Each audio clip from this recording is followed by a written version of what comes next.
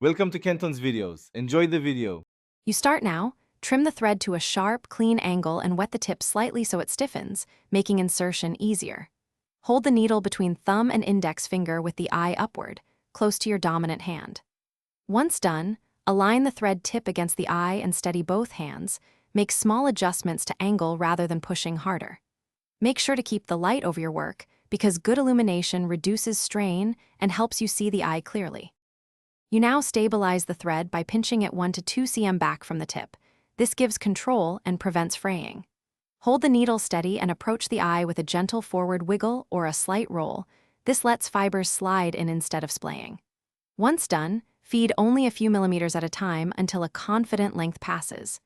If the thread resists, make sure the tip is tapered and use a small threader. These steps reduce frustration and increase speed.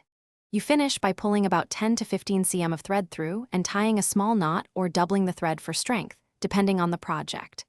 Once done, smooth the thread with a finger to seat it in the eye. If the thread frays or won't pass, trim the end, retaper it, and check the needle eye for burrs. Replace the needle if necessary. If visibility or steadiness is the issue, use a magnifier or a simple needle threader to avoid repeated attempts. Thanks for watching. Consider subscribing if we helped you.